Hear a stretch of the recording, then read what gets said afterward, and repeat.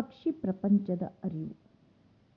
ಬೆಳಗ್ಗೆ ಬೇಗ ಎದ್ದು ಕಾಲಿಗೆ ಚಪ್ಪಲಿ ಹಾಕಿಕೊಂಡು ಕಾಡಿನ ಕಡೆಗೆ ಹೊರಡುವುದು.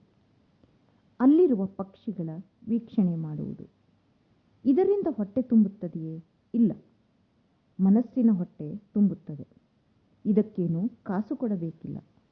ಮೊದಮೊದಲು ಇದಕ್ಕೆ ಯಾವುದೇ ರೀತಿಯ ಸಾಧನಗಳ ಅಗತ್ಯವಿಲ್ಲ.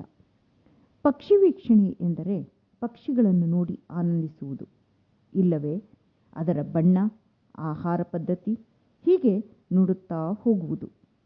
ಇದಕ್ಕೆ ವಯಸ್ಸಿನ ವಯೋಮಿತಿ ಇಲ್ಲ. ಮೊದಲು ಅದರ ಹಾರಾಟ ನಮ್ಮ ಗಮನ ಸೆಳೆಯುತ್ತದೆ. ನಂತರ ಬಣ್ಣ, ಹೀಗೆ ಅದರ ರುಚಿ ಬೆಳೆಯುತ್ತಾ ಹೋಗುತ್ತದೆ. ಆದರೆ ನಮಗೆ ಪಕ್ಷಿ ವೀಕ್ಷಣೆಯ ಬಗ್ಗೆ ಆಸಕ್ತಿ, ಒಲವು ಇರಬೇಕು. ನೋಡಲು ಕಣ್ಣು, ಕೇಳಲು ಕಿವಿ ಇರಬೇಕು. ಪಕ್ಷಿಗಳು ಮೊದಲಿನಿಂದಲೂ ಮನುಷ್ಯರ ಜೊತೆಗೆ ಅವಿನಾಭಾವ ಸಂಬಂಧ ಹೊಂದಿವೆ.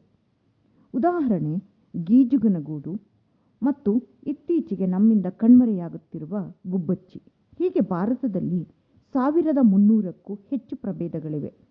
ಅದರಲ್ಲಿ 50ಕ್ಕೂ ಹೆಚ್ಚು ಪ್ರಭೇದಗಳನ್ನು ನಾವು ಭಾರತದಲ್ಲಿ ಮಾತ್ರ ಕಾಣಲು ಸಾಧ್ಯ.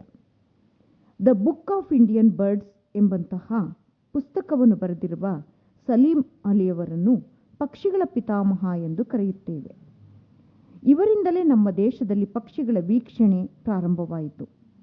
ಅವರು ಬರೆದಿರುವ ಪುಸ್ತಕ ನಮಗೆ ಪಕ್ಷಿ ವೀಕ್ಷಣೆಗೆ ಒಂದು ಗೈಡ್ ಆಗಿದೆ ಎಂದರೂ ತಪ್ಪಾಗಲಾರದು. ಪಕ್ಷಿ ವೀಕ್ಷಕರು ಪರಿಸರ ಸಂರಕ್ಷಣೆಯಲ್ಲಿ ಪ್ರಮುಖ ಪಾತ್ರವನ್ನು ವಹಿಸುತ್ತಾರೆ. ಪಕ್ಷಿ ವೀಕ್ಷಣೆಯು ಪರಿಸರದ ಕುತೂಹಲತೆಯನ್ನು ಹೆಚ್ಚಿಸುತ್ತದೆ. ಇದು ನಮಗೆ ಸಂತಸ, ಚೈತನ್ಯ, ಸ್ಫೂರ್ತಿಯನ್ನು ನೀಡುತ್ತದೆ. ಹೀಗೆ ಮಾಡುತ್ತಾ ಹೋದರೆ ಅದು ಒಂದು ಹವ್ಯಾಸವಾಗಿ ಬೆಳೆಯುತ್ತದೆ. ಹೀಗೆ ಅದರ ದಾಖಲೆಯನ್ನು ಬರೆದಿಡುತ್ತಾ ಹೋಗುತ್ತೇವೆ. ಅದು ಒಂದು ರೀತಿಯ ಸಂಶೋಧನಾ ಅಭ್ಯಾಸವಾಗಿ